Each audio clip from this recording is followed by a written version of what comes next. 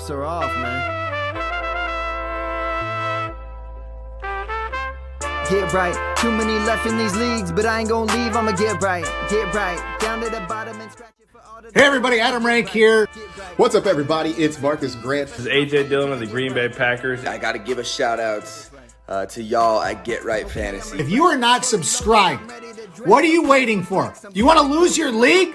Our league. Check out the Get Right Fantasy Network. You got to get right with the Get Right Fantasy Network. And best of luck with your podcast. Appreciate the support. And you're tuned in to watch my boys at Get Right Fantasy Network. Get you right. Enjoy the show. But I tune in every Friday. Strategies provided, I will lock in every way. So go and roll your sleeves up. Yeah, go roll your sleeves up. And I'm getting down cause I roll my sleeves up. And I'm getting right cause I roll my sleeves. What up? What up? What up, world? We are back. I'm Anthony, aka Rasta, and this is Get Right Fantasy Network. We're only 45 more days away from week 1 NFL kickoff, September 5th, Ravens Chiefs, and only 10 days away from the Hall of Fame game, August 1st. We have football, ladies and gentlemen. Yes. Not this Thursday, but next Thursday. So It's on. how you doing, Frank? How does that make you feel, man? What's It's up? on. I'm excited. It's finally here. Finally something to talk about, even if it is the Hall of Fame game. Finally some football to see, and then more to come soon after that. So I'm excited to see just, again, preseason, see how these rookies are looking. I'm an eye test guy, so I like to see the plays, and I like to see the preseason get started and see those young players out there. And just to see, kind of see if they're going to be able to produce for the team, if they're not, shell shocked, or if they're just ready to, start off. Some of the, especially the quarterbacks, right? Mm-hmm.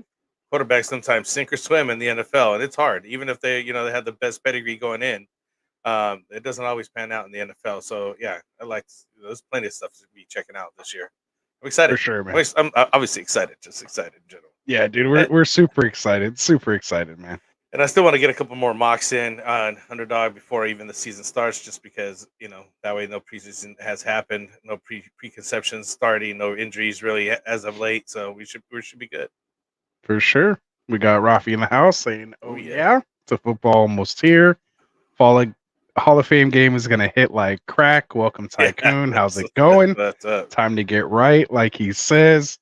Frank, tell the ladies and gentlemen what we're doing here during the off season for a couple more weeks, and then I'll tell them about our little mock draft tournament we have starting next Well, week already. Currently, so go we ahead. do, since you're talking about mock draft tournaments, we do the Friday night mocks. That's what we're known for. That's what we like to do.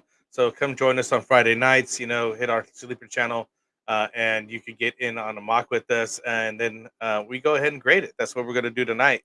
So we're going to grade that mock draft. But right now, it's Dynasty focused in May. June focused, we got the Scott Fish Bowl. That's ending right now. I just barely just finished my draft. Actually, I think there's still like a couple guys picking still, but it's pretty much over. And right now in July, we're redraft focused, obviously, because now the season's about to start and all the redraft is happening. So we're going to get some of that going. And then we're going to get into a mock draft tournament that Anthony's going to mention here. So right now in July, we're alternating between Superflex and 1 QB redraft mocks, along with 2 wide receiver and 3 wide receivers for Friday night mock series, right? So every other night you'll get a different one. Again, if you're interested in joining, hit our Sleeper channel. The link's in the description, so check it out. You can send us a DM on Sleeper or Twitter or X or whatever you want to call it now, and get an early invite for that on live, so you could get live on Friday with us. So it's a whole production. We got to get everybody on here and get all started together. But it's pretty cool to be mocking live and just having live feedback on that. So again, Mondays, we're doing just the reaction to the grades. Check it out. Just going on team and draft strategy and breakdowns and suggestions on that may help you guys here prepare for the upcoming redraft season as we get into it, as well as the mock draft tournament, for your home league drafts. On Wednesdays, we're going to start doing more underdogfantasy.com best ball live drafts. So I have that notifications turned on. Anthony and I will be doing that here pretty soon, especially as the preseason starts. And then we'll just get, more mocking going on as well. So, and since we got I guess that's it, really. What's going on with the tournament here, Yeah, there we go. It was nice not hearing myself talk for like the first 5 minutes. That's always nice. I like that you've taken over some of those duties. I really appreciate it. You nailed it. By the way, but yeah, for those of you guys who are wondering what the heck is a mock draft tournament, something that Dustin kind of thought up of one night, and I kind of put it into fruition. He and I worked on it for the first couple years. We ironed out the kinks and feel like we have a good setup for it now. But basically, what we do is starting next week, we're going to run mock drafts Monday through Thursday at a certain time, so you can pick, what you're doing, or as far as what time you're drafting. For those East and West Coast folks, we'll have different times for you. We're basically going to randomize the drafts 3 times. When you get in there, you'll mock your team. Basically, the Get Right guys here, we're going to rank our teams 1 through 6, and we're going to take the average score or total points for that team. The highest 3 scoring consensus teams will move on to the semifinal mock draft on Friday night. And then basically those 4 mocks that we do for the semifinal rounds, we're going to take the top 3 from each one of those, basically creating our elite 12, like the best of the best drafters that we have. We're going to throw all of them into a best ball league and actually play it out. And the winner's going to win $50 cash. It's no entry to join. Tell your friends about it. Come get in. It's a lot of fun. And just more importantly, it's all about just getting that practice, getting those mocks in every week with a good competitive group of guys who know what they're doing. So it's going to be a lot better than, maybe jumping into some of the random mocks where you draft 1 or 2 picks and then everyone's on auto for the rest of it. So come get your draft skills sharpened with us Monday through Thursday, and then hopefully make that top 3 to come draft with us live on Friday nights. Nice. Yeah, so that's it, man. Let's get the people what they came here for tonight. So we're going to get into these team breakdowns and get our grades going for the mock that we did last Friday. So while we roll our sleeves up here and get this draft board pulled up, Frank, I have a quick question for you. Tell me a wide receiver and or running back. You can go 1 or 2 or both or whatever you feel like. Just who are you finding yourself drafting a lot of, or kind of targeting in those later rounds, like rounds 8 through 12? Like, what are some names that you don't mind kind of reaching on, regardless of what ADP is going to be? You just want them on your bench. I'm looking at Christian Watson. I know that last year he had injuries with the hamstring, and he should be fine. When he was on the field, even though Reed was there, Dynavian Wicks is coming up. Even Dobbs has a good role over there. But weeks 5 through 13, he led the team in target share of 17.7%, and he had end zone targets, about 14 end zone targets. And as long as he stays healthy in that offense, I think he was their number 1. I know that everybody kind of gravitated towards Reed and what he was doing, because he did play well. I just think that the numbers there for Christian Watson. I remember last year I mentioned he was projected Megatron numbers with reach and what he can do and his ability. I think it just needs to be having that full healthy season in order to show his full potential. Gotta get those hamstrings firing correctly. Yeah, exactly. Once you're done with those, because those hammies, they'll just bug you all year long. You know what I mean? Like they get tight or whatever, or start twitching a little bit on you. You're not even trying to run out there anymore. So that's somebody I've been targeting a lot. Another guy that I don't mind as a running back is Zach Moss. Okay. Last year with Indy, this year with Cincinnati, he's got a lead role. He did all right in Indy. 14 games, 794 yards, 5 touchdowns. I just think that he could get a better opportunity over there in Indianapolis. They are, I believe, a good pass team now that Burrow is healthier. Also, they still have Higgins and help me out, Chase over there. They're just doing great. I thought you meant Jermaine Burton, like the new rookie. But yeah, I didn't know how you're going to forget about Chase. Yeah, I'm just saying Chase and Higgins still around because he was, he's been fighting that whole contract situation. Kind of like, and again, like you mentioned, they acquired Jermaine Burton. Let's see how he does. So it doesn't have to run through the running back, but I think he'll be able to produce some good numbers late. Because he is a starter, and you could get him in the 9th, 10th round. So I think there's a lot of good value for that. You know what I mean? Like it's so late and he's still a Right. starter on the team. Why not? And a Like you know what I mean? high-powered team at that, Yeah, right? That likes exactly. to Like run the ball in a nasty defense or in a nasty division. That's all yeah, about, just brute force, good defense. So yeah, the opportunity is going to be there. We'll see what happens with it. So those are definitely some good names. Some that I kind of had in mind. Watson was one of mine as well. oh So really? Oh that'll nice. be interesting when you and I are drafting together in our home leagues on who pulls the trigger on Watson first there. But a couple running backs that I like in those 8 to 12 rounds are going to be, and you're kind of finding them all kind of go back to back to back. But basically, I'm liking Tajay Spears, Jerome Ford, Brian Robinson, probably ahead of both of them. Oh yeah. And then someone like Zach Charbonnet. I just think those are some running backs that I find myself targeting late. My hero and zero RB builds that I like to do, whether it be best ball or redraft. And then as far as the wide receivers in that range that I'm looking at, I like, besides Watson, I'll kind of stick maybe there. Keon Coleman definitely interests me, potentially being, the number one or even number two if you want to count Kincaid Yeah. as Josh Allen's number one target. But obviously, what was it, 160, 180 something, targets that were Vacated targets. vacated there in that offense, coming from probably the best arm in the game, at least second best, so to speak, from a fantasy output. That's definitely a name that, kind of pops off the page to me in that round for the potential upside. Some later guys in that range would be someone like Jerry Jeudy. You're essentially getting for free. That could be at least just like a wide receiver 3. I don't need him to do anything crazy, especially with the Amari Cooper contract situation. Who knows what happens if Deshaun is healthy? I don't think, really Elijah Moore or any of the kind of rookies, Cedric Tillman, some of these other guys that they've drafted. There could be an opportunity there. They obviously wanted him, signed him. So we'll see what happens there. And then, you know, really nobody else. But Rashad Bateman, he goes maybe a little later than that. But yeah, those names definitely stand out to me. So with that said, we'll get this thing going as we have here.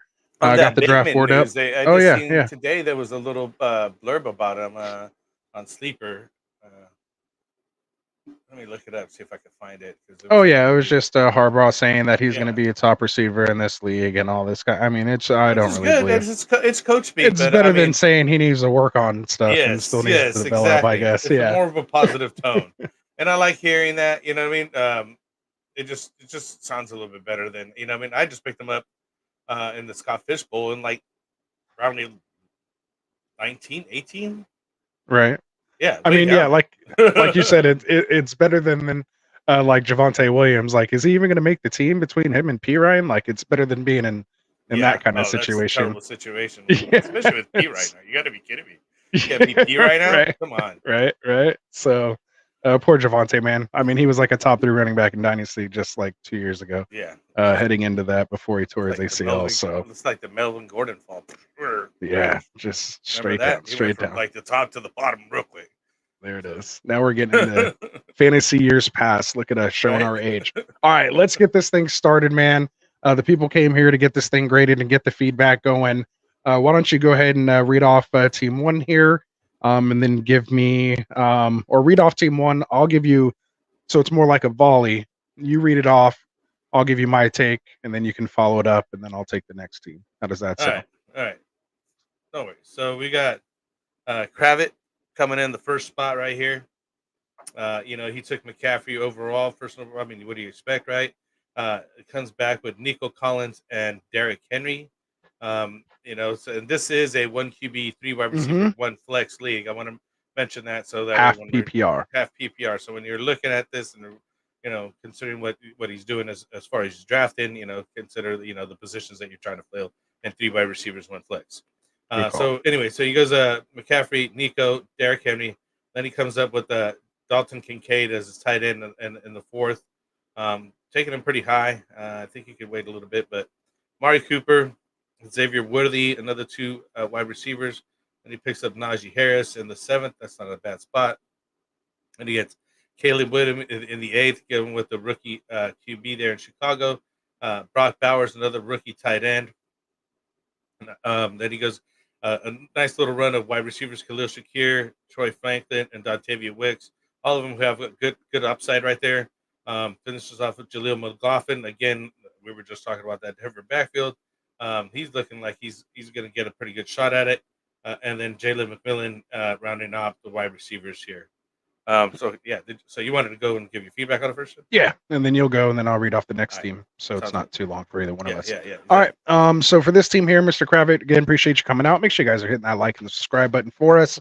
My whole thing is, if you're drafting a rookie fairly early like this, I'd still like to take a second quarterback. Yep. On this team, just because again, rookie, he's still rookie. You know, even though he's one of the highly touted, prospects that have come out since Andrew Luck and Trevor Lawrence himself, who wasn't even drafted in this one. So I guess maybe it doesn't matter as much with guys like T-Law still on the wire per se. So other than that, just top-notch running back room. Goes with a basic double hero RB build here, kind of with like an anchor wide receiver, if you will. Decent wide receiver room. They have good value and touchdown upside, guys, especially for like a half PPR. Just a very young bench. Just a ton of lotto tickets. So this manager will definitely have to play that waiver wire game, which might be tough with a bench like this because you don't know which lotto ticket to kind of cut. So sometimes you kind of get stuck or aren't willing to necessarily pay the waiver wire price for a Kyron Williams or a Puka Nacua, not knowing what could potentially happen there. You might feel like the guy you drafted is the better bet. And they're hard to trade away because there's just the value's not quite there yet. Yeah, exactly. Right. Unless they've had that crazy 1 week. Then you can sell high. Exactly. And then so like to me also just kind of looks like this person maybe has been doing a lot of dynasty or even best ball type drafts, just because again, the type of guys that you're taking these younger rookie guys. But as studly built tight end room. So overall I'll give this team a B-. Where'd you come in at?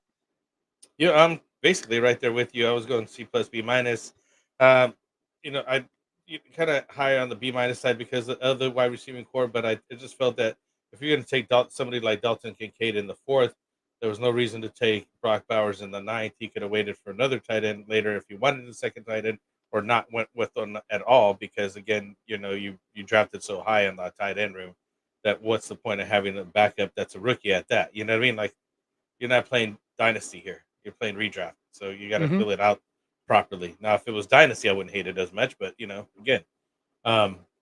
again, like you said, it didn't take a second QB with the rookie, and like you're saying, even the highly touted T-Law didn't even get drafted, but that just goes to show you he came out as like the undefeated guy, and still, like he's barely like a mediocre quarterback in the NFL. He's not even like, he's not in the top percent for sure. You know what I mean? So he's like an average quarterback. So he could, Caleb Williams could become the same thing.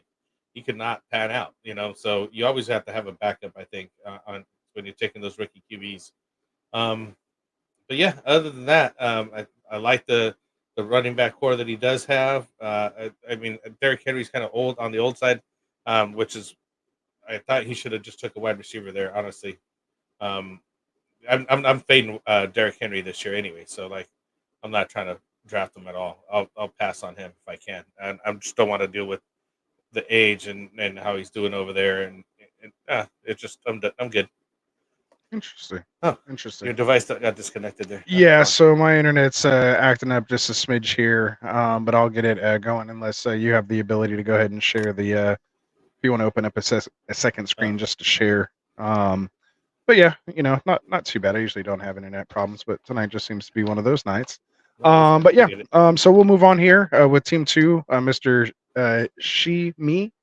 And I'm trying to get the board back up here so you guys can see. I'll get it up right now in a little bit.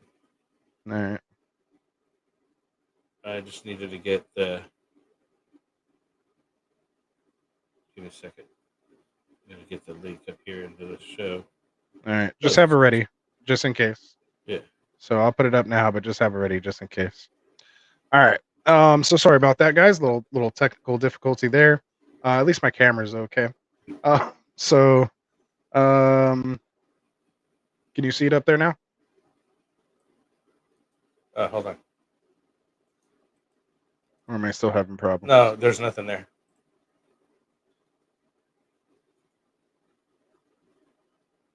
I'm getting the show on there right now. Yeah. Here we go. I can share this. Go ahead.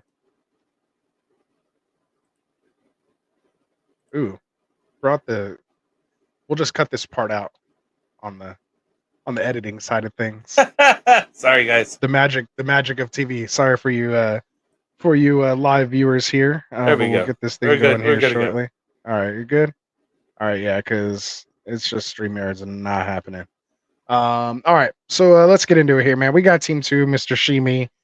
He goes with a heavy wide receiver build out of the gate, going CeeDee Lamb, Chris Olave, and Malik Neighbors, followed by Trey McBride and Anthony Richardson. Then he goes round 6, David Montgomery, followed by Zamir White. Then takes his wide receiver 4 in Brian Thomas Jr. In round 8.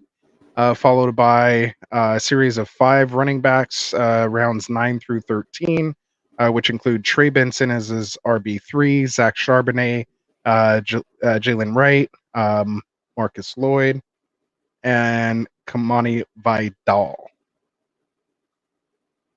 Marshawn Lloyd. What did I say, Marcus? Yeah. And then JJ McCarthy to round it out in as his QB2 in round 14. So where did you come in on this team, and what's your feedback? Well, I gotta say he started off great. I was like, look, he's got 3 good wide receivers, and he took CeeDee Lamb, Chris Lavias and Elite Neighbors, and that's great. But then he only took one more, and that was just in Brian Thomas, and I was like, that's it. I was like, what happened? And then he goes on this whole 5 running back run, which is they're cool, but I mean they're not all going to be tradable. I think got the best value in Kamani Vidal way late like that, but it's still I just don't see why he did all that. I don't get it. It was good. 3 wide receivers, the tight end gets Anthony Richardson. I was like, he's building a good core. Then he goes to the 2 running backs. Said we're good there. Then he goes another wide receiver, and I thought he was going to get another wide receiver there, or something. And then he just goes 5 running backs, and that's where he lost me basically. And I do like the JJ McCarthy pick late, just as a lottery ticket as a backup QB, anyways. Anthony Richardson, hopefully he stays healthy this season. You got that dude's fire. So I just gave him a C plus because it had started off strong, but just died out. All right.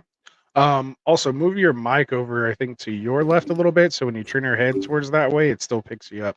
My bad. But we'll work it out. We've done 1 or 2 shows before. We'll get this fixed out, ladies and gentlemen. But yeah, for Shimi here, man, I think he went with the textbook 0 RB build. Waiting until the 6th, which is literally the textbook on how to properly build out a 0 RB build. Takes his elite onesie positions at tight end and quarterback, with 2 elite type guys that can be the number 1 in their respective position overall. So I think he executed that there flawlessly. Yeah, that up whole until top that half point. was perfect. Yep. Grab 2 running backs there, which I think is great, regardless of, I'm not the biggest Zamir White fan, but I think David Montgomery is a nice, RB1 Nice considering piece, yeah. what you have up top. And then, like you said, you hit that Brian Thomas Jr., which is, a nice little, kind of lotto ticket that maybe you pay up for, but now you got to kind of fill out the rest of your lineup. Maybe he just thought the running backs were just better values compared to the receivers there, but even if you would have just taken a Khalil Shakir, taken a Palmer or an AD Mitchell, or again Judy, like I was talking about earlier, something like that. In that position, I just think you needed at least 2 more wide receivers there. Yeah. I would have liked to see, Just some more diversity 5 running instead of backs 5 running max backs. versus 7, and only having the 4 wide receivers in a 3 wide receiver league plus a flex. It is still half PPR, and these guys aren't necessarily 3 down workhorse round 1 or 2 type running backs that you feel comfortable kind of throwing in that flex. So yeah, At this point, you almost want to narrow down your choices so that way you don't have to be guessing who you're trying to start. Right. And then you're taking a bunch of handcuffs, which I think he did correctly.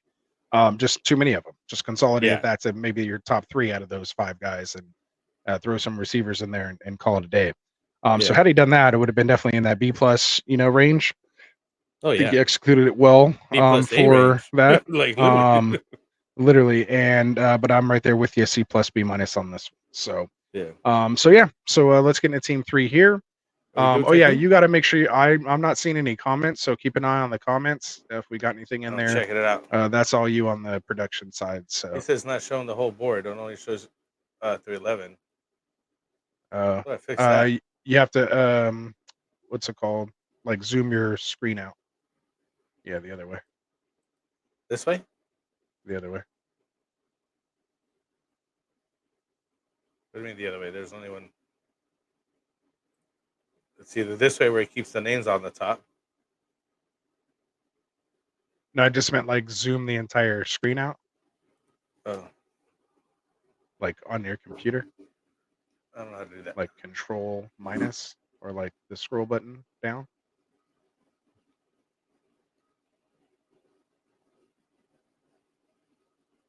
There you go. Oh, so you can see Brocal there? Yeah, so you can see everybody in there. So while you work on that, we will get into Tycoon's team here. Speaking of which, so Tycoon, he's here drafted in the 3 spot. One of us here at Get Right, we normally don't go through his team, but we'll just kind of go through it real quick. He hasn't been on in a while, so we'll have him to defend his takes when he comes on here next. But shout out to you, Tycoon. Appreciate you joining us here in the chat tonight. So he goes Tyreek Hill, Brandon Ayuk, DJ Moore, and Stephon Diggs. So very similar here to Shimi. Goes 4 pass catchers right out of the gate, then grabs that elite upside rushing quarterback and Lamar Jackson in the 5th, which is kind of pretty standard in this type of build.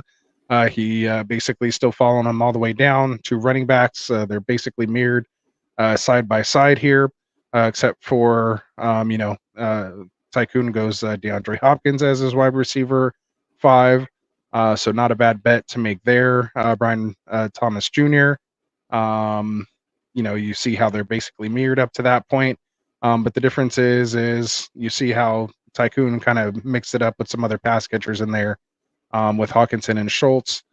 Takes an upside swing with Hawkinson since he did wait and didn't grab someone like McBride. So he'll plug in Schultz until hopefully Hawkinson potentially gets back. Still a little early for me personally, but I see the thought process in the build. Then again, takes the 3 running backs and then grabs someone like Bateman here to round it out as his wide receiver 6.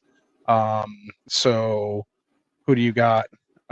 Or how did you rank Tycoon's team here? Well, I'll tell you what, I really like this team. I liked how he did it because he didn't go for the tight end per se. He just went wide receiver. He skipped on McBride and Kincaid. So he stuck to his. Move your mic over. I said, well, he stuck to his guns in picking up another wide receiver as 4 wide receivers that he started off with, and then like you mentioned, Lamar, right? I like the 2 running backs right after that. That's textbook, right? 1-2 after that. Then he goes to D-Hop. That's where he lost me, the TJ Hawkinson. I think he could have waited on that guy and probably picked him up where he got Schultz at, if not lower. I don't think anybody's drafted him that high. I don't think that the value is going to offset where you're taking him at. Do you know what I'm saying? He's still not sure when he's coming back and all that kind of stuff. Other than that, and maybe not having a backup QB is the only 2 knocks I have on it. I like where he got Dalton Schultz at. I like the wide receivers he took later. I like that he finished it off with another wide receiver at the end. So he ends up with a total of stacking him with Lamar too. Yeah. So that was just brilliantly done. Total of 6 receivers, about 5 running backs, 1 QB. I think it would have went with 2 QBs and just skipped on that second tight end and just picked with Dalton Schultz. I think I'd be comfortable with him. If not, taking somebody else up higher or something like that. Just not TJ. I would have just waited on TJ and reversed their 2 spots or whatever. But I still give him a B plus, man. I mean, other than not the TJ thing, I could have given him an A. Right. I was right there as well, man. I'm at that B plus A minus kind of borderline for basically everything you said. So yeah. I won't elaborate too much on that. Tycoon knows what he's doing. That's why he's here on the channel with us, giving out his advice. So there you go. Well done. My guy. All right. So next here we have Ambassador Extraordinaire, Mr. Wilson 27. So Frank, go ahead and read off his team. Yeah. And this is, I'll take it too. Smoking the Cat's up in here. What's up, Smoking the Cat? Smokey, What up, guys? what up, man? He's doing well. Let's go. 44, 44 45. days. Only 3 hours left in day 45. Depending on when you're watching. So yeah, most likely 44 by the time people are Vince watching. is in here also. Vince, what's up, Vince? What's the word? Welcome to the auction league too. Shout out to the auction league by our boy Ethan Epstein. So yeah, go ahead, read off. All right, so team we're checking out 4. Wilson 27 here. He starts off with Jamar Chase, and then he goes 2 RBs and Devon Achane and Rashad White. Then he picks up Zay Flowers, Jaden Reed over there, and then goes Evan Ingram, which seems to be a really good spot for him this year, around that 6 or 7 spot. I think that'd be good for him. Ends up with Joe Burrow as is a QB there. That's a nice spot in the 7th. Javonte Williams takes a shot at him. Let's see what happens over there that we were talking about earlier. But this guy's literally fighting for his position with Samaje Perine, so who knows? Way too early. Yeah, exactly, right. And then it goes Jacoby Myers, Rashid Shaheed, and Mike Williams, 3 wide receivers again. So he ends up with 6 total right there. Chuba Hubbard coming up as his 4th running back. Then he goes Josh Downs, who I like. It's a good flyer on him. And then Kirk Cousins to round it out, which is cool. I mean, that's a good backup, somebody steady Eddie type of guy there. I think he missed on some players like the Javonte Williams that we were talking about there. I think that the team was pretty balanced though overall. The way he was taking some people, you got to see what happens with the Zay Flowers and Jaden Reed. Let's see if those two still pan out. Zay Flowers was balling out last year some though, so we'll see what happens if we can continue that. Where did I score him? Wilson, I went B plus A on that. Honestly, I kind of like the team. There you go. Well, I think I was supposed to go first, but we'll get the flow of it. I'll get the flow. Through the whole thing. We're trying to make a change, but it takes time for us to get going. If you guys are watching us for the first time, I swear, go and watch our other videos, man. We're not with the technical issues and the off flow. Like, we're trying to really get our production game up now as we're heading into redraft season, man. Really get us going here. But yeah, man, I swear we're better than this. Just keep sticking with us. We got some good content for you, so make sure you guys are hitting that subscribe and like button for us, man. But for Wilson here, he went with that double hero RB build, decent QB, but could have waited, even further for that tight end. I do like that Chase Burrow stack. I think it was good value there. I would have probably preferred Worthy over a couple of those running backs over Ingram. That kind of went in that same range, and it would have led to some better wide receiver depth on that team for me. His bench is just kind of blah, and that honestly Wilson's team, and I can be critical of Wilson. He's our boy. He's been here for a long time, ambassador extraordinaire, and he's drafted to some great teams that we have no problem giving him A's and A pluses for. This one, I have to criticize him just a smidge. It's all love. But he's actually what kind of sparked the question that I asked you earlier while we're getting the draft board up. What are some of your favorite picks in those rounds 8 through 12 or 8 through 13? Because I think that's where Wilson lost it here.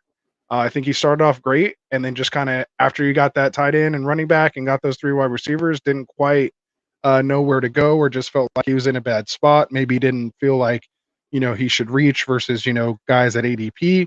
But there's just several guys. Again, we talked about Javonte, so I'm not going to beat that horse. Taking somebody like, to me, Romeo Doubs or Jameson Williams over someone like Jacoby Myers. You're talking about the guy opposite of the guy who has like the most target share, over 30% and over 180, targets last year in a terrible offense that isn't expected to score a ton of touchdowns and to primarily kind of run the ball. Like, what type of, situation is Myers going to really be in for a 9th round pick? So again, I'd rather go with Dobbs, who's part of a higher power offense. Same thing with Jameson Williams. Yeah, they may not be the number 2 in their offenses, but any week they could pop off and kind of win you a week, and that's what you're looking for that, bench or that flex spot, bye week filler. You're just hoping that, buys in. Same thing with, again, I mentioned all those guys, Tajay Spears, Zach Charbonnet, that I would taken, over Rashid Shaheed. Again, I would take, my chances with somebody like Tyler Lockett over Mike Williams, who hasn't been healthy in like 3 years, versus a guy who's done nothing but produce the last 3 years. Yeah, he's getting a little older, but he's never been hurt. Doesn't take big hits, doesn't put himself in that situation. Or even someone like Josh Palmer, who went, 4 picks later than Mike Williams, who is essentially the de facto number one of target of Justin Herbert. The only guy that's Granted, still on the team from last year. right. So with chemistry, right? So Yeah. again, just several things here in that those rounds a A lot, through. man. I was trying Well, to be I nice. just think it's an important teaching moment for people, No, and that's yeah, why for we're here. sure. We're here to break this thing down. This team provides that perfect example of, you hit your first picks, and this is what happens with Yeah. guys who maybe do a lot of mocks, but they leave early after they kind of get their starters, but don't finish mocking the rest of the guys to know who's available and who you like in those later rounds to see who Kind of falls like Shimi or that who just you got need to reach on. lost and just went 5 running backs in a Right. row and was like, I was like, come on, there's a guy, other guys. You should have just go ahead and reached for a different guy that would have been better anyways. Right. After a certain spot, you just have to, Yeah. limit yourself to position and all that kind of stuff. So, so when it comes down to it, I think that was just a good teaching moment for there. Again, maybe he was trying something or seeing different things. Maybe he was seeing where some of the guys that he normally would draft were falling if he were to pass on them to see if he could wait another round. So again, those are things you have to keep in mind as well too when you're doing mocks. You can't just always reach for your guy. Sometimes let him just go to see where he's, could you have waited one more Actually round fall and into, potentially pick him up and he falls to you and get even better value or out you of learn somebody that you're you high can't on. wait. Exactly. Or guys, that if once you pass them in that certain spot, they're not coming back. So Yeah. again, spent a lot of time on this team. Even with all that said, man, I still gave it a B minus because it is a top heavy team. I do like it. I like the build. And again, you can argue that these guys will just kind of be, again, no lotto tickets or anything like that. But Chuba should probably be the starter, week one as his RB4. Just say Javonte Williams does make the team and is back to the Javonte Williams of a couple years ago. Again, you can tell the stories, but yeah, for the most part, it did stay out of that, probably in that more like C plus B minus range now that I really talk it out. So sorry, I talked you down a little bit of a grade No, it's there. all right. I still like my grade. I wasn't All right. breaking down his players as terribly, more of a structure of what he had and how he Right. chose the guys. That I I think like it's that the a lot type more. of guy, right? Yeah, the type Not of guy. necessarily the guy, but the type of guy Yeah. in those I was situations. just So looking yeah, at the position more than poor Jacoby Myers or Mike Williams, because you're right. I wouldn't have drafted those guys anyways. right. I'm So about to get there it we go. started, All right. but she said Enough on you, Wilson. We spent enough time on you, but we appreciate what you do for us, man. That's why I don't mind giving that feedback to you for everything you put in here. Get right fantasy, man. Appreciate you. All All right, right. we So got real quick. Janky, please here. He starts off with we're just kind of off now. Because That's didn't fine. you read? No, it's your turn. Go ahead. All right, and then I'm going to throw to you, and then I'll go. All right. Yeah. So I'm on Ross St. Brown at the 105 over Bijan and Justin Jefferson. I like it. Isaiah Pacheco, Mike Evans, James Conner for the first 4 picks. Wide receiver, running back, wide receiver, running back, followed by wide receivers 3 and 4 and Christian Kirk and Terry McLaurin. Grabs his tight end and Jake Ferguson, quarterback and Jordan Love. Here in the ninth, or in the, what is that, eighth? Eighth. Nick Chubb, Austin Eckler, 9-10, followed by 2 wide receivers and Tyler Lockett and Xavier Leggett, and 11 and 12. QB2 and Brock Purdy here in the 13th, and takes a flyer for his Mr. Irrelevant with Gabe Davis down here in the 14th. So, Frank, what grade and breakdown feedback do you have for Janky? I love this team. There's another team that I thought he would win. I gave him an 8. I'll say right off the bat. I just like the structure that he had. I think it's well balanced. I like where the players he was getting. Like you mentioned, he took Amon Ra over Bijan or Justin Jefferson. Go for your guy. If you're confident in him, I don't mind the Sun God. He's really good. Isaiah Pacheco, Mike Evans, James Conner, take him to good spots. Christian Kirk and Scary Terry. It just fell to him. It looked like he was just taking like the spots that were just feeding into him as Jake Ferguson and then Jordan Love there. I think that's a sweet spot to take him at. That's a really good QB with high upside this year, high powered offense there with what they got going on, and you're getting them there late in the 8th. That rounds out his running backs in Nick Chubb and Austin Eckler. Let's hope they do okay, but I mean he's got his good starters there, and that's why they're backups. Tyler Lockett, another we just mentioned, another very productive wide receiver year in year out. Rookie and Xavier Leggett here. Brock Purdy really late. I thought that was a really good pick as well as a backup QB. And then, like I said, the flyer on Gabe Davis. I would have liked to see, maybe a rookie or something else in there. But, I mean, at that point, like, it's easy to drop him and move on and get somebody else anyways if you need that room. I gave him an A, man. I like the team. Nice. I like the Janky players that pulled he out got the on. A I from like where he Frank. pulled That them at. doesn't happen. First Yeah, time drafting with us gets an A. telling you. That's nice. That's nice. All right. So for Mr. Janky, I came in, man, with a B minus, maybe B. We'll see where I land after I kind of give the feedback here and hear me say it out loud instead of in my head. So to me, went with a modified double hero RB build. Late and good value in love, like you mentioned. But in my opinion, I think he could have even waited and still got someone like Goff to get that stack with the Sun God. And even if Team One ended up grabbing Love instead of Caleb, all the other teams had a quarterback right there. So I think this is another kind of teaching moment for when you're drafting. Pay attention to the other players' teams. If you look where he took Love, every other person had already invested a higher pick in a quarterback except for Team One there coming around the turn. Except for Rafi. So Rafi didn't have a QB. no, I'm saying look at what the way the arrows are going. Well, I know. So he could have got back to that other pick. Came back to him. Yeah. So chances are no quarterback would have gone unless Team One went Caleb or went Love. Then if he goes Love, he still gets Goff to stack with Amon Ra. So I just think you kind of wasted a pick there, so to speak. Like right there, you can take a running back or wide receiver instead of having to go get Jordan Love there. So just again, these are those. I get your stack, but I like Love over Goff, even with the stack situation. To each their own. This is why it's my take. Okay. So, I mean, I just for just strictly value purposes and drafting, you're trying to, get as much value and positional advantage as you can. I don't think there's that much of a drop off between someone like Jordan Love and Jared Goff. Like Jordan Love isn't rushing quarterback from what people may think. He's not. He's a pocket passer. Nope. Jared Goff is playing in a dome 13 out of the first 14 games. And we all know how, and no primetime games, I don't think. Oh no, that's Kirk Cousins. But for me, like that's just a much better setup. Like I'd rather take that risk and still either get Love, the one you wanted, number one, or just settle for Goff, but have that better, wide receiver or running back in that earlier round. So again, just we're here, just giving you that little feedback here. I like where you're going with that. Just pure draft strategy. That's all it's all about. Play that ADP game. And then again, take a chance on someone like Brian Thomas Jr. Or Benson there with that hindsight, right? So his RB depth is questionable. Old banged up running backs. We'll see what happens. But a solid wide receiver room. Personally not a fan of Scary Terry, but I understand the pick. Again, as wide receiver 4, not too bad. And then again has that lotto ticket at least in Leggett. So I just think it was a pretty well put together team, even with those little minute details. So again, came in as a B minus, leaning more towards a solid B on that one. So well done, Janky. Nice. I think you're reading off the next one though, right? Where do I go? I read off Classic. Are we reading off Classic? No, we're not going to Classic. Let's go to Vince. I think we talked about Classic's team on Vince Friday. Vince is in here. Yeah. Vince is here. What's up, Vince? You said you guys are doing fine. Great flow. Tyler Lockett has never been taking a hit. Dude will be a fantasy relevant when he's 50. Vince knows what's up. He knows. He agrees. There's no breaks a lot. He's no respect for the guard dog.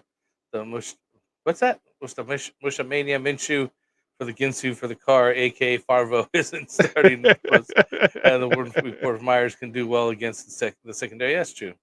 So he didn't like my Myers take there. Yeah, no, he didn't like it. Especially if Adams is always getting the first look like last year, and he was. I mean, they're trying to get him the ball as much as possible. For sure. All right, so let's get into Vince's here we go. team. Check it out. Vince goes with Justin Jefferson as his WR1. Devontae Adams. He takes 2 wide receivers, and he comes back with Josh Jacobs. Picks up George Pickens, who I like, and then Alvin Kamara here in the 5th. He gets Kyle Pitts, taking the tight end up there. I don't know. Kyle Pitts is the one that's like, this is his year. This is his year. If this guy doesn't do it this year, he's going to untouchable. Like I would not ever draft this guy.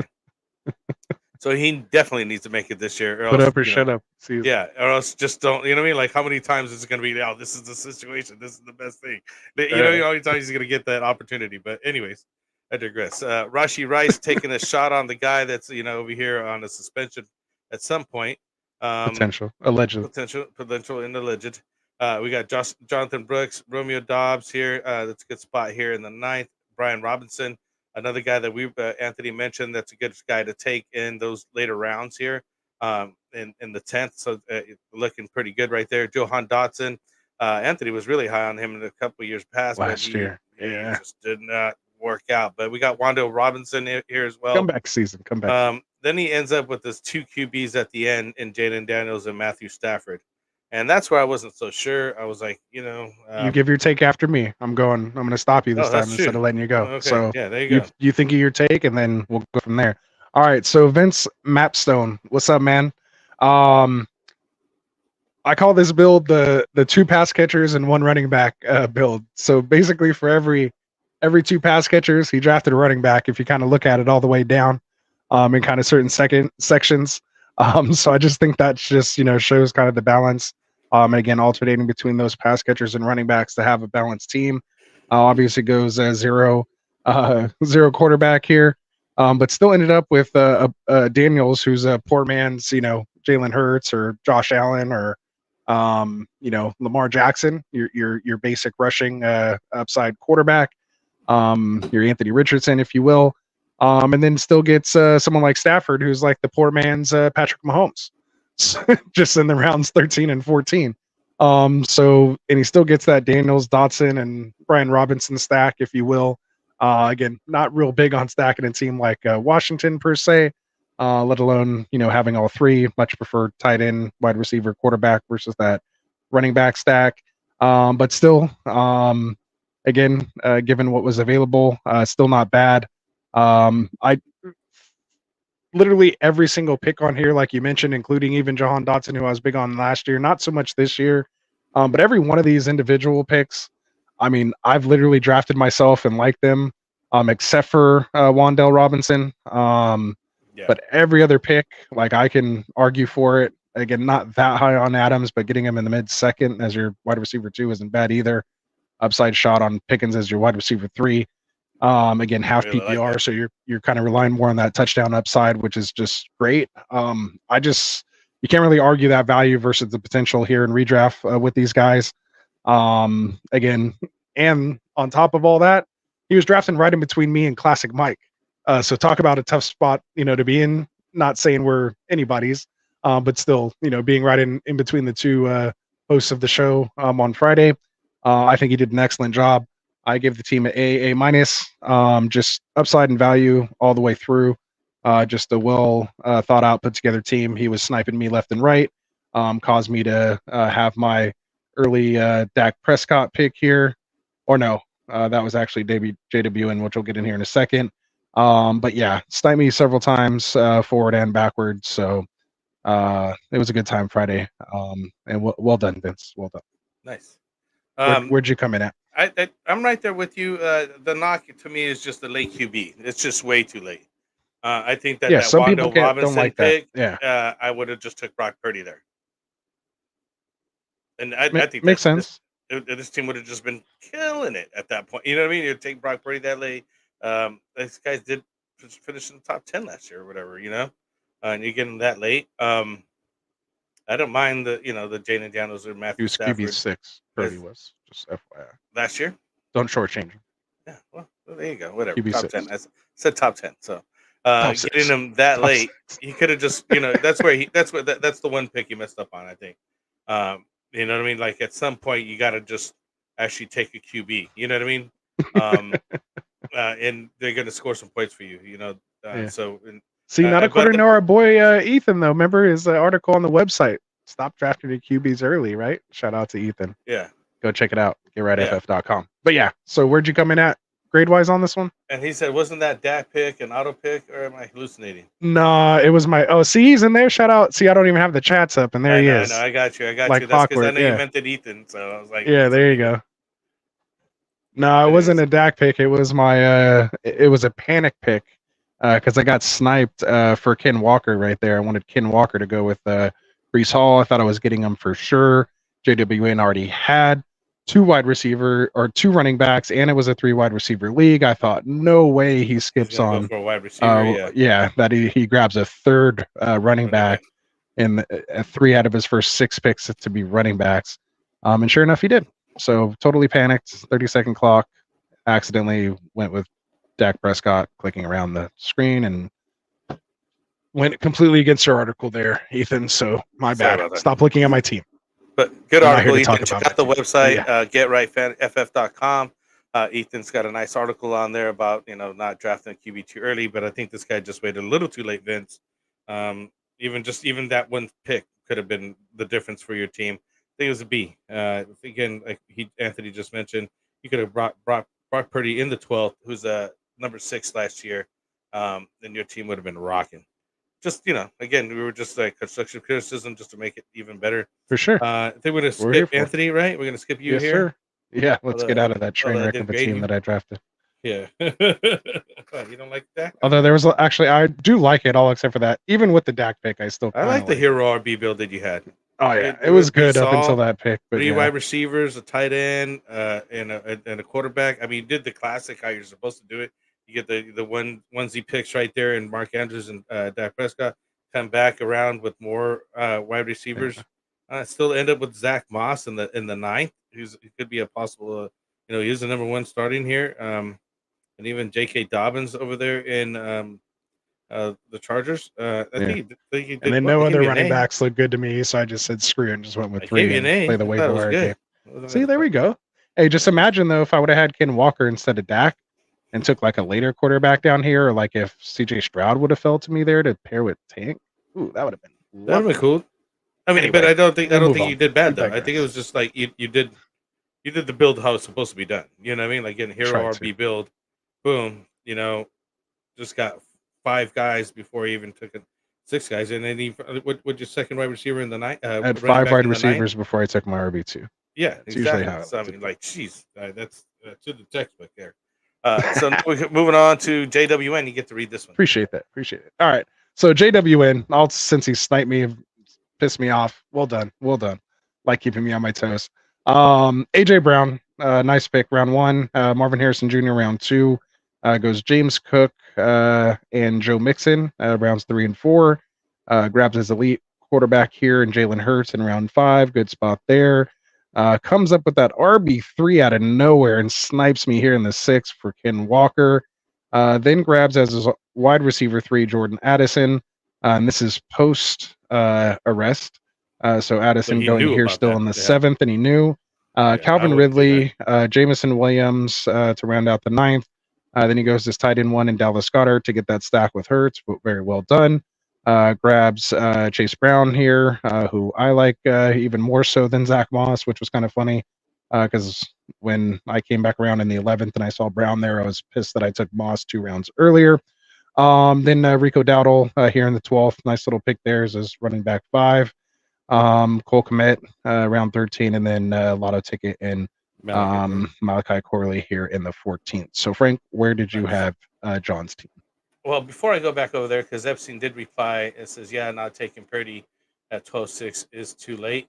And he you agrees. did mention, once you hit the round 10, I think you need to address QB, especially if one as good as Purdy is still around. Getting QB 6 or 8 in the 10th round is great value. So he agrees with me. You could have just in that Wandale Robinson pick. So hey, we're all learning. This is why we're mocking. This is why Let's we get mock. it done, right? So yeah, JWN back over here to you. Good balance. The Addison pick here, it's just too high for me. He's not that guy that with you what need we know or don't know now. Yeah, exactly. Just what we don't know. He's just not that guy to be getting in the 7th. You can get him in the 9th, 10th, or 11th, as far as I'm concerned, and then you feel comfortable taking a shot at him on there. Also, I just thought he was kind of just weak on the tight ends, kind of late. I know that you don't mind him like that. I that's not my deal. So take a penny, leave a penny. Yeah, exactly. I like how he started though. AJ Brown, Marvin Harrison, then he takes the James Cook and Joe Mixon, and then Jalen Hurts, a running back, the running wide QB. So, I just don't like the Addison pick. I think it just kind of throws me off from there on. But pretty good, decent team overall. I gave him a B. There you go. All right, so Mr. John here. I came in with BB plus. So we're kind of in the same position there.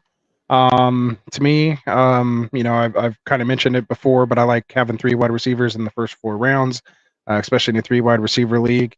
Even more so in PPR, but this is half PPR, but still point per reception. So I'm still wanting to most likely get 3 in the first 4. Yeah. And to me, this build shows why. I think I like this team a lot more. If the Mixon pick, I'm not even mad about the Ken Walker pick. I'm actually going to pick on the Mixon pick. Again, I'm more hero RB at heart. So I always kind of look at it through those lenses. If you swap Mixon for a wide receiver of your choice, kind of in that round, or that goes Dell later, or Pickens. just me, I'd still prefer in a half PPR to flex a wide receiver in that flex spot over a running back, unless he's like a high volume running back, which in this case could be a potential. But since Ken Walker doesn't really catch passes, you don't really want that kind of guy in your flex spot in a half PPR, unless you know he's on one of those like Christian McCaffrey heaters where he scored in like 16 straight games. Unless you can guarantee me a touchdown, I'd rather put a wide receiver in that spot for those extra PPR points. And then I would prefer any one of those round 4 wide receivers versus like Addison, Ridley in the 7th and 8th rounds. And then, yeah, I talked about forcing him having to flex Walker already. So yeah, just good depth behind that. Nice lot of tickets with Jameson Williams and Corley. Somebody else has to catch passes in New York besides Garrett Wilson, right? So Yeah. either Conklin or Corley. Like, there's literally no one else over there. So Corley, not a bad pick there in the 14th, just as a late lotto ticket if he doesn't do anything, easy cut for a waiver wire ad. I think And you'd then be fine. yeah. You're doing just fine with that guy. Exactly. And then, of course, elite Russian QB with tight end or QB1 overall upside. His tight ends are blah, like you said, but we'll just stream tight end and see what happens there. So, yeah, BB plus on this one. So, yeah, And I there do we go. agree with you. The Chase Brown pick late like that, he does have very high upside potential over there in Cincinnati. I think they'll just go 1-2 with Zach Moss and Chase Brown at the end of the day. They're gonna, probably just, running back by committee over there, just like everybody else. I'm just a sucker for value. So if you're telling me something's going to basically be 50-50, like 45-55, you're the guy that I could get 2 rounds later. Like, yeah. You know what I'm saying? Like, if that's all you're risking. No, that's why I was like, bring it up. And he's the pass catcher, so I'd I much rather have that guy. Up last year too. He was doing really well. So yeah. I So there we go. agree with that. But again, another guy that you could grab late, and like he did with Rico Dowdle as well, 11th and 12th round guys that I think you got really good value with. Zeke may not be what he used to be. He's getting older in the tooth. I know that he just went to New England and just got the kind of goal line touches and things like that. He did kind of a resurgence over there, but I'm not so sure that he's going to be able to come back in Dallas and do the same thing again. It's just he's going to lose his. Dowdle and Zeke are going to lose their job to either Khalil Herbert or Javonte Williams, whoever gets cut. Yeah, out of those 2 guys. Exactly. They're going to Dallas, and then we'll see where they fly up on draft board. Whoever's on the knocking on the door. Yeah, exactly. First like semi-good running back to get cut in preseason is going to be a Cowboy. So I'm surprised they didn't take such a Jerry thing to do. What's his name? I can't think of his name right now. He used to be such a good fill-in a running back. They said he's trying to come back this year. Help me out. Oh, Tyreek Cohen? No. Oh. I'll come back to him. All right. Anyways, we'll come back. We digress. All right, we got 3 more teams. You're reading off the team. We have what did I give him 1 minute to get through I just gave him a B. 3 teams. I just gave him a B on that. So we're going to go with Rafi Bomb next, right? Rafi's in the house, I think, even. Here 3 minutes. Point. He was. He ends up going with the running back JT, Travis Etienne, Sam Laporta here. So he's, his first pass catcher is Sam Laporta in the 3rd. And he gets Cooper Kupp, Chris Godwin, Lad McConkey, Hollywood Brown, and a guy I really like in Curtis Samuel there late in the 8th. He ends up getting Jared Goff as well here as his QB1 in the 9th. Picks up Zeke, as we were just talking about, Jerry Jeudy, Michael Wilson. Then he rounds it out with 2 more running backs in Tyler Algier and Elijah Mitchell, which I really like late, especially that last pick right there, because if anything should happen to McCaffrey, he's literally handcuffing the top 2 running backs off the board. Exactly. Not a bad idea. Not a bad idea. Late like that. Not a bad idea. That's lightweight. Well done, Rafi. Yeah. And you yeah, shouldn't have for busted sure. that out on the live stream because now everyone's gonna be looking for it. Yeah, no, I've been keeping an eye on my. I already drafted Elijah Mitchell in my Scott Fishbowl one. Nice. I was Don't like, put oh, that juju out there though. I'm hey, not. That's for why I won't even McCaffrey, take I him. don't mind. Shoot. I won't even take him. I won't even take Elijah Mitchell because of that. Voodoo, Not voodoo, putting that in voodoo, the voodoo. It's out there. It's in not the putting ether. that in the universe. All right. So Rafi here, man. I just thought it was a late spot. So you give us, I go. give You us read, I go. Then you yes, give I was yours. gonna Yeah, give yeah. you the. I was gonna hand it off to you. Oh, okay. Go ahead. Go ahead. Anyways, go ahead. Now we did all that. Go ahead. Hand it off. All right. So Rafi, man, I came in here with the BB minus. Even with all that said, I said, of course, Rafi has to go 0 wide receiver, in a half point PPR 3 wide receiver league. Only he would try something like that and pull it off pretty nicely. Gets that nice late QB like we were just talking about with Ethan and Jared Goff, with a good value. And Laporta gets that stack top, one of the top 2-3 offenses that they're expecting this year. So definitely a nice stack that we like. Again, we talked about how many games in a dome that they're playing this year and all that good stuff. So just nothing but upside there. Laporta is basically one of his top 3 pass catchers or wide receivers. If you look at that, he's basically the wide receiver 1 on this team. So that means that wide receiver 3, or 4 technically is kind of just like a flex or even tight end spot. So you feel like you have an advantage there when you draft a high tight end, whether it be any of the kind of top 4 guys that we're talking about, or maybe like top 2 and then another tier 2 and then 1, however you want to break that up. Yeah, so I just think if 2 of either Ladd, Hollywood, Judy are decent, like top 30, top 36 in any given week, and if Cup and Godwin are at least minimally like wide receivers 2 each week with an occasional wide receiver 1, weekly upside here and there, I think this type of build could work. Really has no running back depth with just basically handcuffs, hoping for an injury there. It's a very, very risky way to play, but it kind of fits Rafi's whole persona here. He's basically, if he's not first, he's last. I think this is one of those kind of builds. Definitely plays with the kind of risk that I would want to play with. If you are going to, feel like drafting those 2, running backs early, this is kind of what you have to do.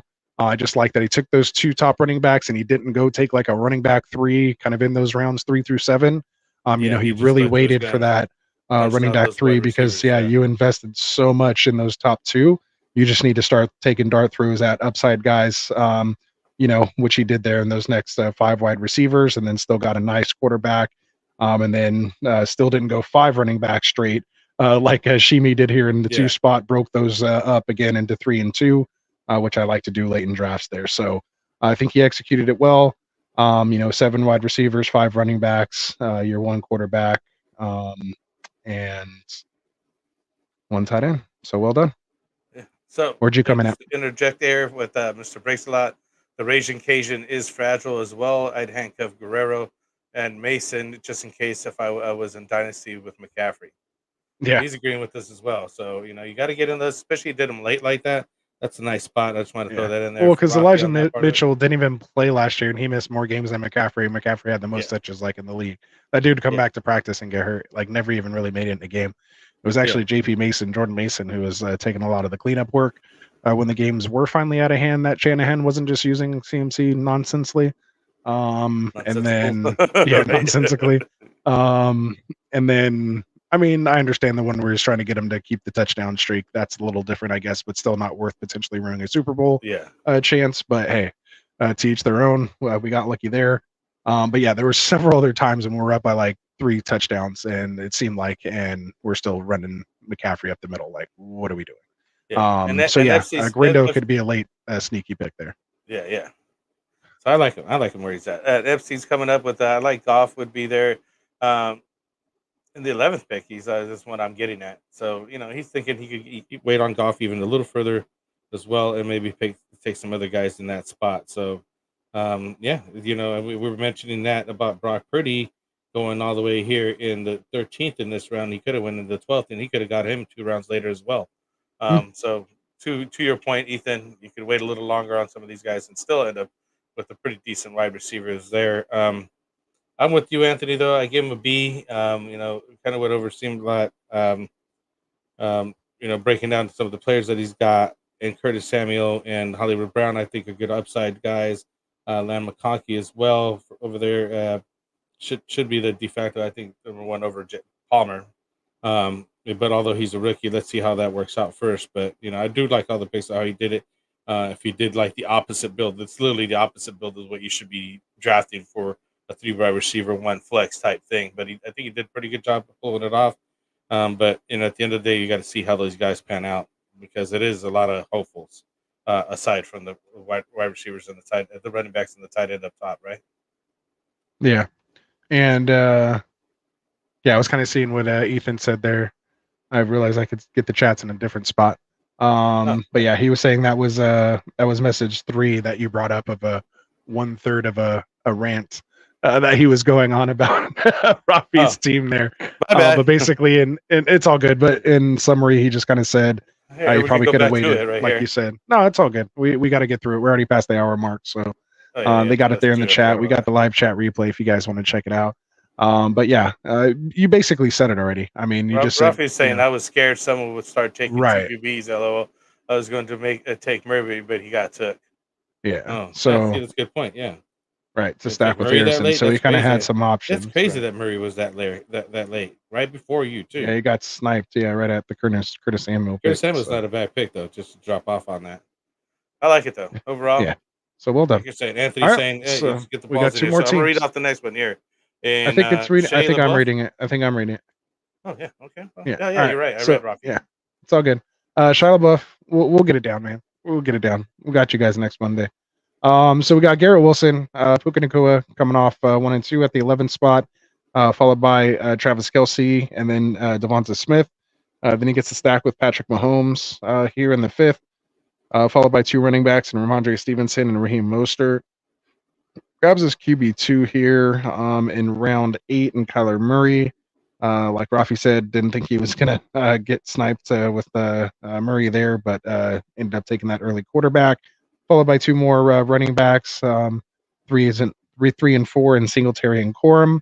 Gets his tight end 2 and Pat Fairmouth, and then finally grabs some more wide receivers down here late, and Ricky Pearsall, Jalen Polk, and Jermaine Burton. So what did you give Shia LaBeouf's team here? So Shia LaBeouf, I like the stack that he got with KC there with Travis Kelce and Mahomes there. Let's see. I like the nice rookies that he took late there as well, and Ricky Pearsall, Jalen Polk, and Jermaine Burton.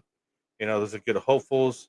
The team construction, he did, stuck to his guns, and ends up with 3 wide receivers, a tight end, a QB at top. I think that he got a little overzealous in taking Kyler Murray there. He could have waited on that second QB, and probably helped himself out with another, wide receiver there or something. Singletary, I mean, he is starting over there at the Giants. I'm not sure if he's going to hold that job down. And Blake Corum, I do like that pick. Fairmouth for being the second tight end. That's a decent spot. Overall, I like the team. I gave him a B+ on it. Yeah, I mean, I had this team kind of like as an A, and then as I looked at it, man, I just couldn't get over the fact that he grabbed those 3 top wide receivers and then just didn't get any depth behind it. So if any of those guys miss time, his replacement value on this team just takes a downfall. Granted, he has Kelce and he has Mahomes, but even still, if one of those guys goes down, like it's kind of hurts the team, and there's not enough replacement value there. I originally kind of had on my first glance replace Mahomes with Kyler Murray. I mean, yeah, I'm going to give my whole take, and then it'll all kind of come together here. So, kind of, what was I saying now? So you got me all messed up. I was trying to set myself up perfectly for that. So basically, he went with that 0 RB build and almost executed it perfectly. Like I said, with that Mahomes Kelce stack, 3 top wide receivers, and then, like you said, he just did not need Kyler Murray. He needed a wide receiver there in that spot. To me, if he gets that wide receiver there instead of Kyler Murray, and maybe he can trade Kyler Murray for a higher tier wide receiver later and still get this going. So that's why I kind of initially still had it as an A. His running backs are shaky, but that's what happens with 0 RB. But even with that said, he ends up getting a low-end workhorse, and then the the RB2 overall from last year, and it's still in a high-powered offense that doesn't really have that many career touches, although he's been, around the sun a few times. Yeah. Yeah. So that's kind of my only thing. So I mean, it could have been worse, all things considered. But I mean, besides that Kyler pick, I mean, I just think it was a zero. RB executed perfectly. Again, zero RB means you're not grabbing your first running back until round 6 or later, while still getting those elite onesie positions, and you can't really get that much more elite than Travis Kelce Mahomes combo stack at those onesie positions, still with 3 top nice wide receivers that are all in fairly good either situations or offenses attached to pretty good quarterbacks, either Hall of Famers or guys potentially on their way. I mean, it's just a great start. And just, in that Singletary, Murray, Corum, Fairmouth range, or even at Fairmouth, take another wide receiver there. But again, that still doesn't really do it for me. Getting that wide receiver in that Kyler Murray range, like again, Samuel or Coleman, taking your chance on whoever you think is going to be the wide receiver attached to Allen, Christian Watson, who you and I both loved in this spot. So yeah, if I'm there in the 8th, I'm grabbing Watson for the most part over any of these guys here in the 8th. So yeah, so just to me, his team could have felt that much better had he not went with that second quarterback, and I'm sure that Ethan probably has a lot to say about that as well too. So yeah, so I think he's saying he's about to head out. Yeah. So yeah, so where did you come in on this one, or did you came in already on this one? Yeah. Okay. No, so we're on B plus on him. Okay. B plus. You were off on the high. I officially came in as a B minus. So I had it as an AAA, but then just B minus. Yeah, I couldn't do the A also because of I do like the late right receivers, but also they're all rookies. You know what I mean? They're not flexible in week 1. Yeah, exactly. That's how I look at it. If some of these guys go down, you got no option. Period. Yeah, and I'm not feeling comfortable flexing Singletary or Corum week 1 either. Yeah. Ricky Pilsaw, I think, has a better shot than some of these other guys. If they move Brandon Ayuk, that guy will move up a lot. Right? I think Burton actually is the guy who might have some weekly 1 flex appeal. Like that's probably who I'm starting week 1 in the flex. Diggs I mean, he's taking that Tyler Boyd role. Tyler Boyd's gone. Boyd's put up points. No, and who knows if Higgins makes it through week 1. You're right. He did. I mean, as a slot guy, so we'll see. Anyway, let's finish up here, man. We're well past an hour. Yeah, let's get out of here with Brocal over here in the 10 spot. So you're reading it off. Go ahead. Brocal here finishes off the draft here with Jahmyr Gibbs and Saquon Barkley with this double RB, DK Metcalf, Michael Pittman, and Keenan Allen. Gets his 3 wide receivers. Then he picks up his first QB and CJ Stroud, and then David Njoku. It's a classic build right there. I mean, like literally to the T. Comes back with Jackson Smith-Njigba. Picks up another 2 running backs in Jalen Warren and Gus Edwards. Pretty good value there. And then he finishes off his whole draft with just Brandon Cooks, Demario Douglas, Marvin Mims, and Jacob Cowing. I'm not even sure who that Jacob Cowing is, so maybe he knows something I don't know. He's our other wide receiver we drafted with Ricky Pearsall this year. That's a for just sure in case lottery they got rid pick. of Debo and Ayuk. Yeah. Okay. Well, that's a for sure lottery pick. We're grooming them. Yeah. I'm not gonna give my take. It's your turn. Oh, hey, look at you. All right. So for Mr. Brocal here, man. I said he went with a classic double anchor RB build out of the 12 spot, just bang out those 2 running backs, get that out of the way, then comes back and hammers those 3 wide receivers and builds out his onesie positions, like you said, almost textbook with that tight end and that quarterback there, and Stroud and Njoku. Then he does the right thing there, like a couple other people didn't, and grab that wide receiver for the flex and JSN, who I find myself drafting a lot kind of near around this area as well. I like him as wide receiver 4-5 in my builds. Then he grabs, Jalen Warren, Gus Edwards. I think probably could have even waited still just a smidge on these running backs, but really after that, no one's kind of left, so I could understand why he did that with the Chase Brown and Rico Dowdle. Yeah, I'm just, it's just tough if you don't take kind of running backs there. You're already kind of behind. And then, I like that he did kind of just take some, dart throws here with a mix of like a veteran like an older veteran, a newer veteran that has some, potential promise here. Not go crazy, but just a nice depth piece, and then some potential breakout candidates here, and then just a dart throw here and cowing really at the end. But overall, I mean, just because of what it is, being in the 12 spot, I just think you're behind, man. When you're in the 12 spot, it's just hard to gain any type of advantage because you're typically picking at the end of tiers, You have or the reach. you're at the start of a new tier, but it's still under the tier that everyone has picked from you already. So you kind of really need to do something bold, whether it's getting really unique early somehow with like a super early tight end or a quarterback, just to try to gain some type of positional advantage and not miss out too bad on those other positions, and maybe force the issue a little bit. But kind of coming running back, and then grabbing 3 wide receivers when other guys have already grabbed 3 wide receivers. It makes it kind of tough. Again, you're playing at the end of tiers. So for what it was, like, I wanted to give it an A+ because I just think he did a stand-up job and put together a pretty decent team here from the 12 spot. But in all reality, when you look at the bigger picture, I'd have come in at a B- just because it's hard to compete with the builds that he has. Like, even as someone who took 2 top running backs, I mean, would you rather have Gibbs or Barkley, or would you rather have Taylor Etienne or Bijan and Kyron Williams, or even CMC and Henry for that matter in a half PPR? He's not even the best double running back. You know what I mean? Like, he doesn't even have that advantage. He's definitely behind it at wide receiver. He's behind at tight end, even though he kind of took it in the spot you're supposed to take it, but still, it's only the tight end 8 or 7 off the board. And CJ Stroud still isn't one of those top elite, rushing upside type quarterbacks that has the potential to, finish QB1 overall. I think he's top 10, but he's not top 3, top 5, at least yet. We haven't seen it from the rushing aspect. So again, with all that said, came in at a B-, even though my heart wants to give him an A+. And Jawan Jennings here, Mr.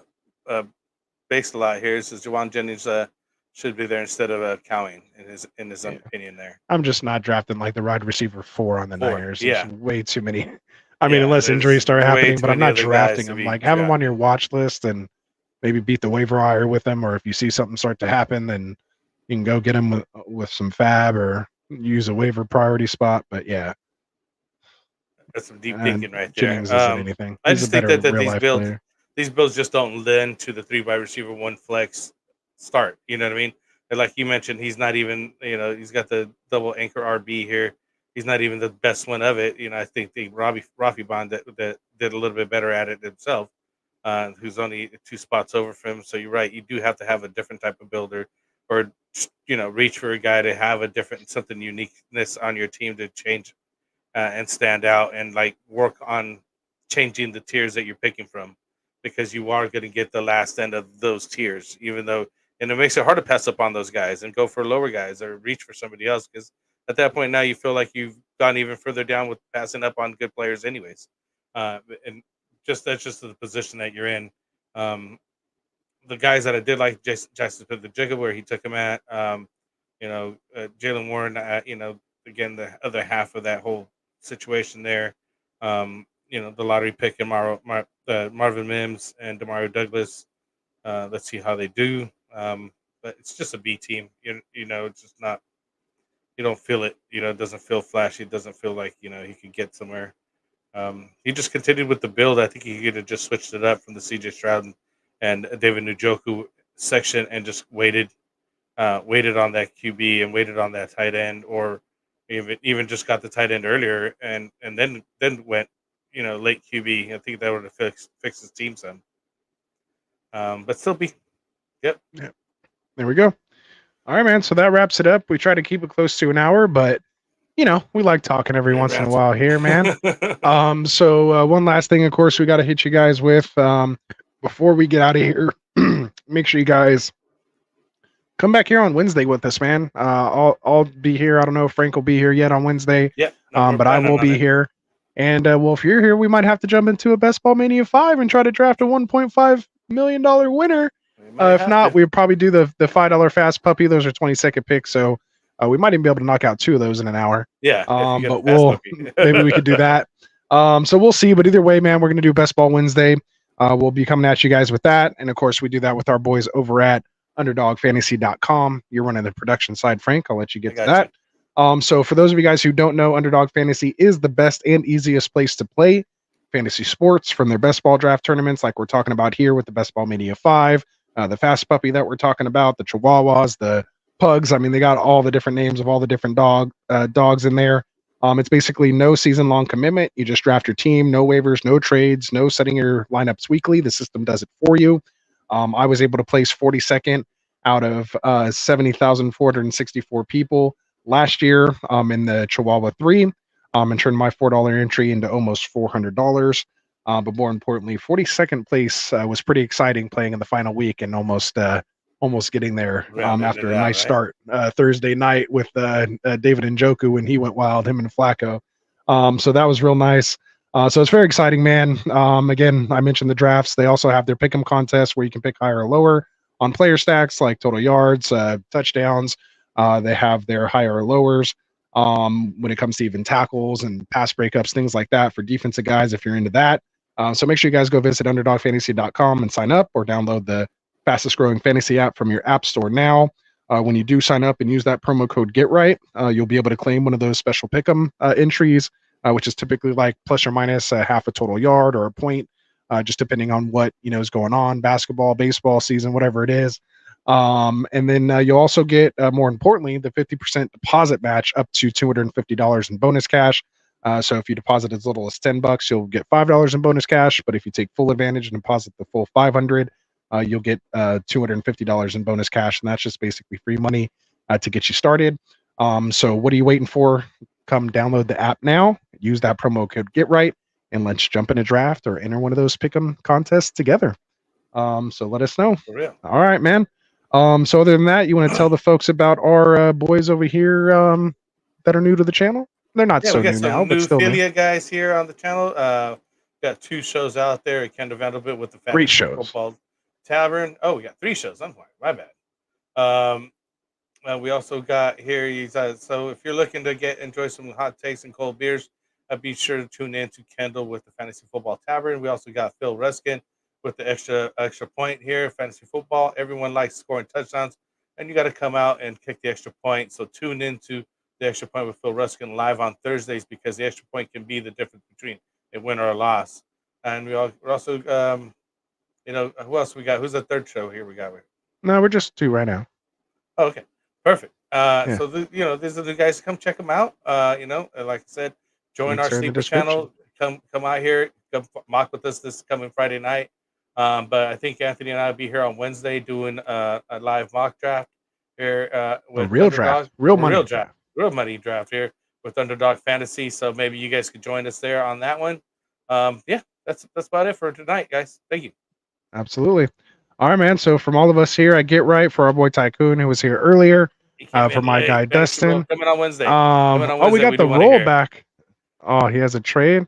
Send me a DM, man, and we'll start the show off with it on Wednesday. Yeah. But from all of us here, man, at Get Right, we appreciate you. We appreciate the questions. If you can get the question in before we leave, I don't know. Frank's in charge of the comments, so we may not get to it. I just want to let you know. So I don't know. Frank's trying to get out of here. We're already 23 minutes past. That's already like a half an extra show. But yeah, man, we got into some good stuff tonight, man. So I really enjoyed the show. Frank, thanks for being here with me, man, putting in the time. I really appreciate it. So for all of us here at Get Right, man, have a great week.